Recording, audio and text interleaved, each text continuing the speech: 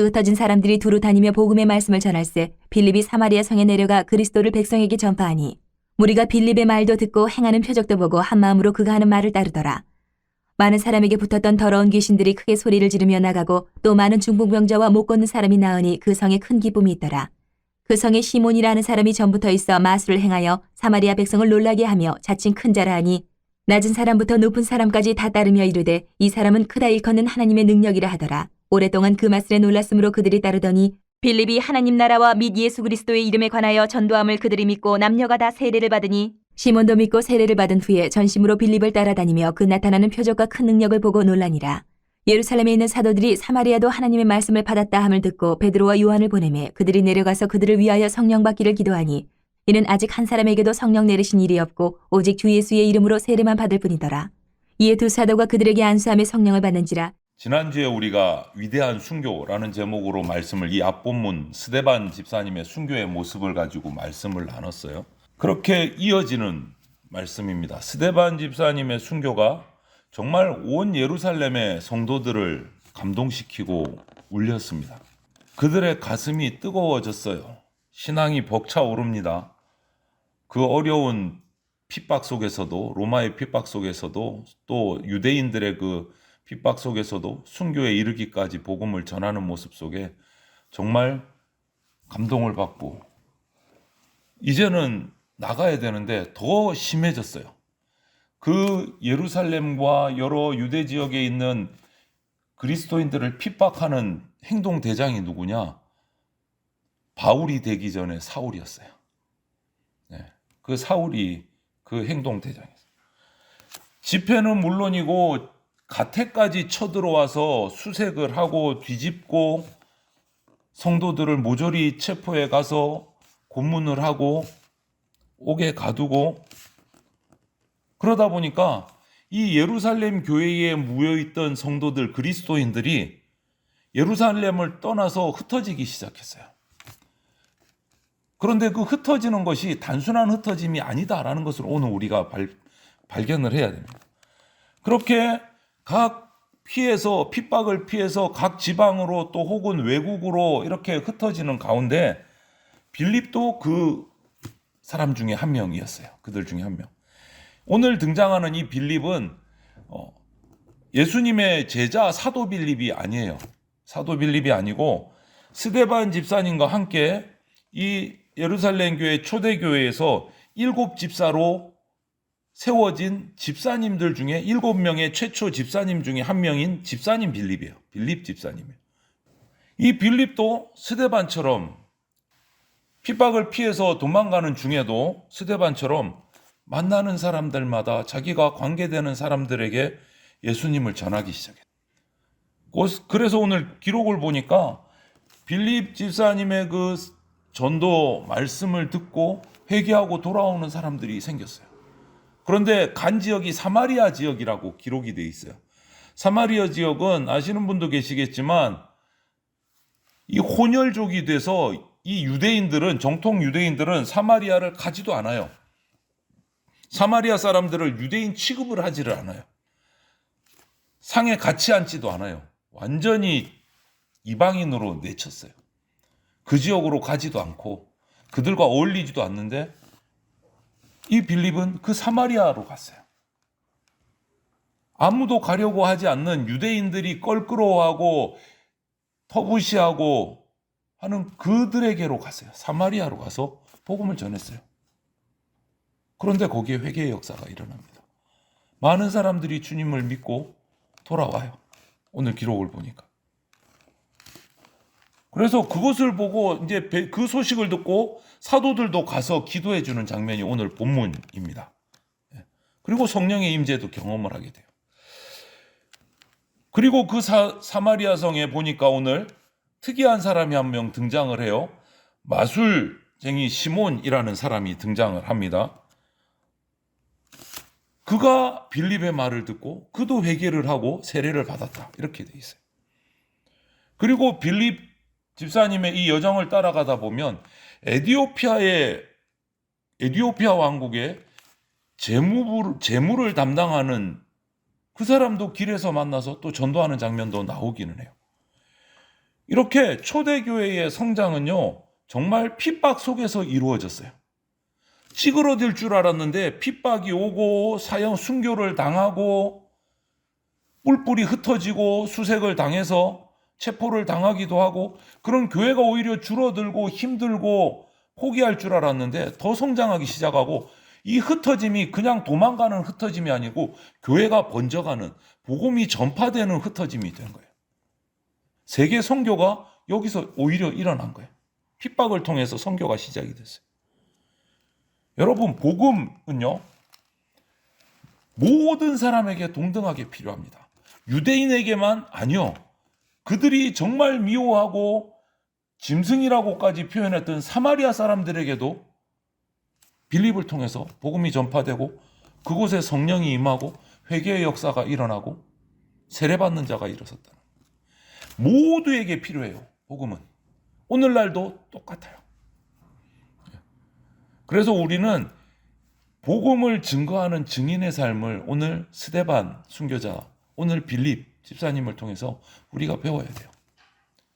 먼저 빌립 집사님을 통해서 보면 이 복음을 증거하는 대상이 누군가를 살펴야 돼요. 조금 전에도 말씀드렸지만 우리가 복음을 증거할 때 주의할 점 두 가지가 있어요. 우리가 전도할 때, 뭐 가족이 됐든 누구가 됐든 전도할 때 첫 번째 주의점은 무조건 교회로 끌고 와서 우리가 숫자가 한 명이라도 늘어나야지, 더 많이, 한 명은 못 오더라도 3명, 4명 오는 쪽으로 가야지, 교세 확장을 생각하면 안 돼요.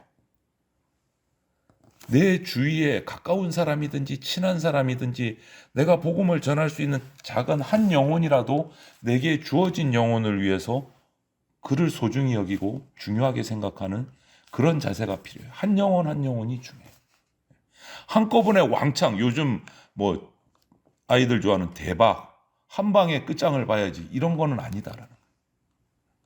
전도자는 한 영혼 한 영혼, 길 가다가 어떻게 마주친 영혼, 뭐 그런 관계를 통해서 한 영혼 한 영혼을 소중히 여기는 자세가 필요해요. 두 번째 전도자는요, 내가 선행을 하고 착하게 살고 이런 것들이 교만의 근거가 되면 안 돼요.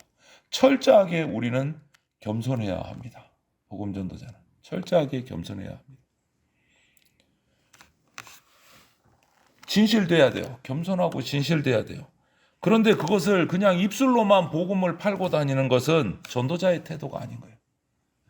삶을 통해서 나타나야 되고 생각도 행동도 겸손해야 되고 진실해야 돼요.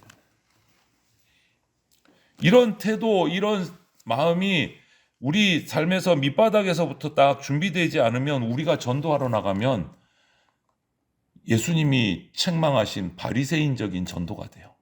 바리새인적인 전도가 뭡니까? 회칠한 무덤과 같다 한 일이 뭡니까?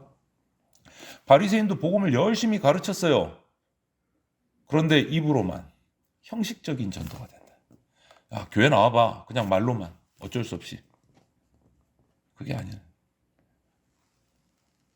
거기에 빠지지 않도록 우리 마음과 행동에서부터 한 영혼을 사랑하는 마음, 겸손한 마음으로 섬기고 그에게 복음을 전해야 됩니다. 그러면 이 증거의 대상이 뭐냐? 오늘날 교회에서 우리가 맹점 중에 하나로 보는 게 뭐냐면 작은 영혼을 소홀히 하는 거예요. 복음 증거의 대상은 작은 한 영혼부터예요. 한 영혼부터예요. 그래서 성경은 이렇게 말씀합니다. 누구든지 나를 믿는 이 작은 자 중 하나를 실족하게 하면 차라리 연자 맷돌이 그 목에 달려서 깊은 바다에 빠뜨려지는 것이 나으니라. 마태복음 18장 6절에서 예수님께서 하신 말씀, 좀 끔찍한 말씀을 하셨죠. 한 영혼이 그만큼 소중하다는 것을 강조하시는 거예요. 한 영혼이. 한 영혼. 베드로처럼 한 번 설교에 뭐 3,000명이 돌아올 수도 있어요. 정말 요즘 말로 대박. 하지만 그것만 바라서는 안 되는 거예요. 한 영혼 한 영혼이요. 한 영혼 한 영혼. 우리가 살아가는 이 삶 속에는요, 분명히 괴로운 사람도 있고 시험에 빠진 사람도 있고 절망 속에 있는 사람도 있고 힘든 과정을 겪어가는 사람도 있을 겁니다. 이런 사람들에게 위로를 주는 소식이 복음이 돼야 돼요. 예수님이 돼야 돼요. 이것이 우리가 증거해야 될 대상이에요. 증거해야 될 대상. 여러분, 오늘날 사람들은 뭐 이런 말들이 혼밥, 뭐 전부 혼자 1인 가구가 엄청 많아졌다 그러잖아요. 혼자 사는 게 편하고 편리하고 뭐 걱정 안 돼. 그런데 그 가운데 외로움이 있다는 거예요. 누군가에게 도움을 받아야 될 필요가 그들에게는 있어요. 그래서 우리가 증거해야 될, 복음을 증거해야 될 대상은 모든 사람에게요. 모든 사람에게. 소망이 되시는 예수 그리스도를 그들에게 전해야 되는 거예요. 빌립 집사님은 아무도 가려고 하지 않았던, 정말 이방인이라고 유대인에서 잘라서 버렸던 사마리아로 가서 전하고 마술장에게도 전하고 그들이 회개되는 역사가 일어났다. 그러면 빌립 집사님이 전한 내용은 뭐냐? 복음 증거의 내용은 딱 하나예요. 예수 그리스도. 예수 그리스도. 예수님이 행한 그 사역들, 말씀들, 하늘나라의 진리, 구원의 역사들, 그것들을 계속 전하는 거예요. 특별하게 말을 지어내지 않았어요. 말을 지어내지 않았어요. 내가 경험했던 예수님, 내가 만난 예수님, 내가 들었던 예수님의 말씀, 내가 경험한 예수님께 받았던 은혜, 그것을 전하는 거예요. 말을 만들어내는 게 아니고. 많은 게 아니고. 하나님의 기쁘신 사랑 경험했던 거. 예수님을 통해서 만났던 그 모습들. 예수님을 통해서 내가 죄사함 받았던 그 감격들. 이런 것들을 전하는 거예요. 여러분, 그런 것들이 저를 통해서, 여러분들을 통해서 예수님을 만나지 못했던 이웃들에게, 가족들에게 그것이 흘러가면 그 영혼은 인생의 전환점을 맞이하는 거예요. 위대한 전환점을 맞이하는 거예요. 생명을 전하는 거예요, 여러분. 특별하게 다른 거 말씀할 필요 없습니다. 설교하라는 거 아닙니다. 내가 만났던 예수님, 내가 들었던 예수님의 말씀, 내가 감격했던 예수님, 그거를 전하라는 거예요. 그거를 전하라는 거예요. 이것이 그리스도인의 사명이에요. 그리스도인, 예수 그리스도, 그분을 전하는 사람, 그리스도인이에요. 여러분, 우리 인간 역사를 보면 많은 인물들이 뭔가 계속 전하고 후세대에게 남긴 것들이 역사로 남아 있잖아요. 많은 것들이 전해졌어요. 지식도 있고 여러 가지 것들이 전해졌는데 돌아보면 분량은 어마어마하게 많은데 생명이 없어요. 생명이. 서글프기 짝이 없는 거예요. 그것을 받았을 때 뭔가 생명력이 솟아나고 소망의 확신이 가지고 이런 것들이 있어야 되는데 안타깝게도 인간 역사에는 그런 것들을 찾아볼 수가 없어요. 예수 그리스도, 그분에게만 생명의 힘이 있어요.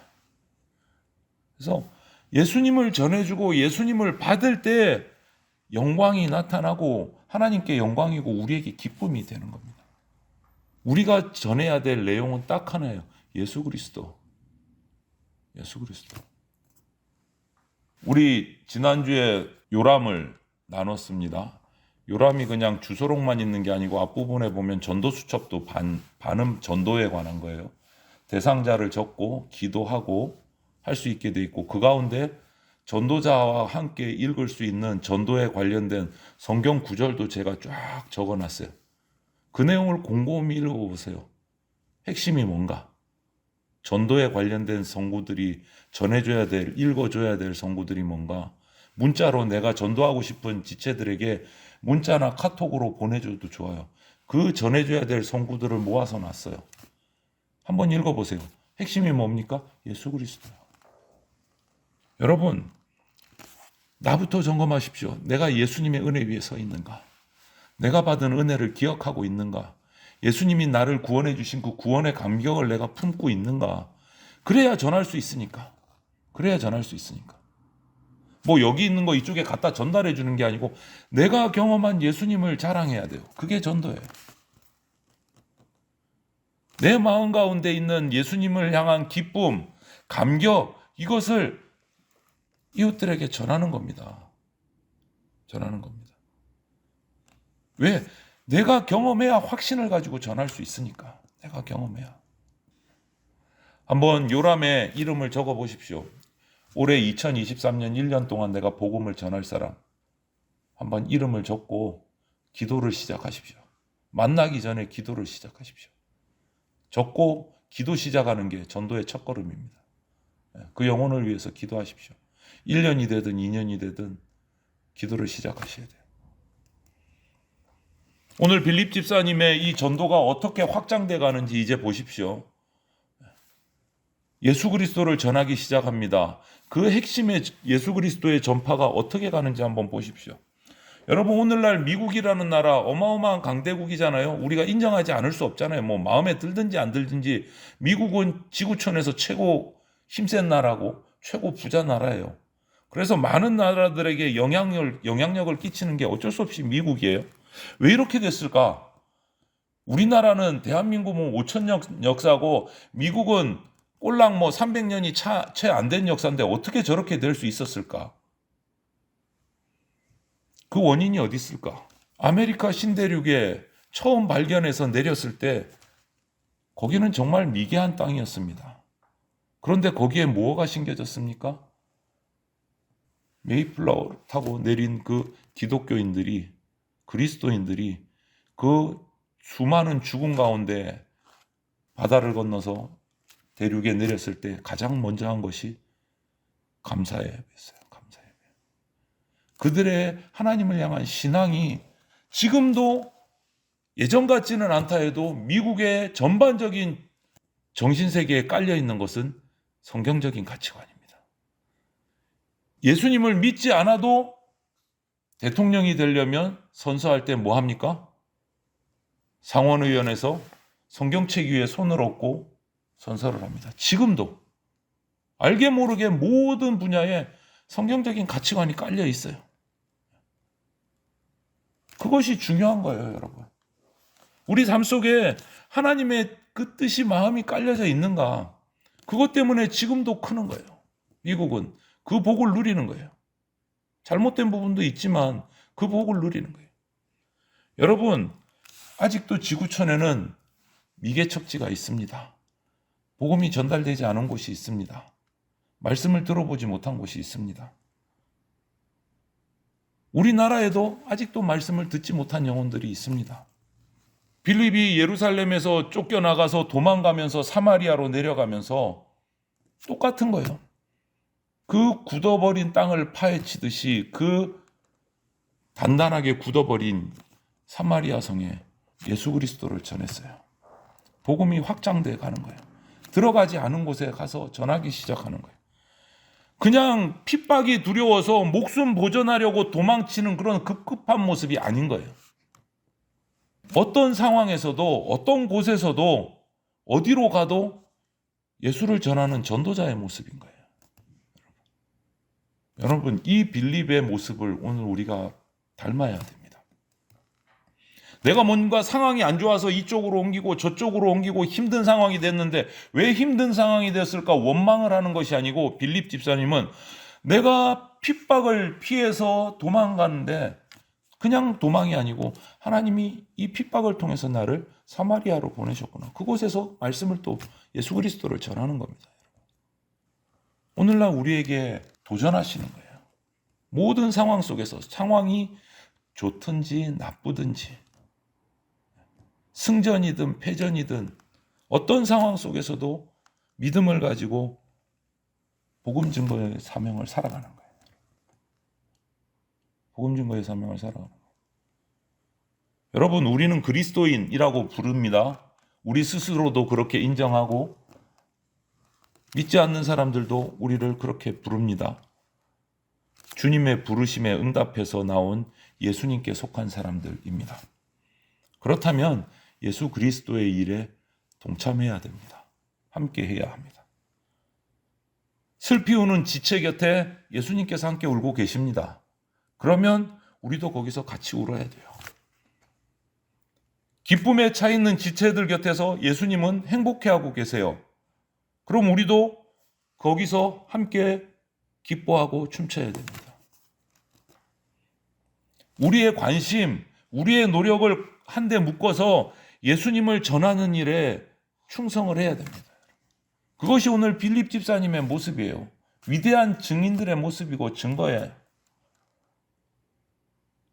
오늘 우리가 누구보다 먼저 예수 그리스도의 복음을 받고 은혜를 누린 사람으로서 저와 여러분들이 우리 가족 중에서 아니면 우리 가문에서 내가 제일 먼저 예수님 믿은 자로서 스데반 집사님, 빌립 집사님처럼 모든 상황 속에서 어떤 상황 속에서라도 충성스럽게 예수 그리스도의 증인의 삶을 살아서 하늘의 문이 활짝 열리는 그러한 축복을 누리는 위대한 증인, 위대한 그리스도인들이 저와 여러분들이 되시기를 주님의 이름으로 축원을 드립니다. 아멘.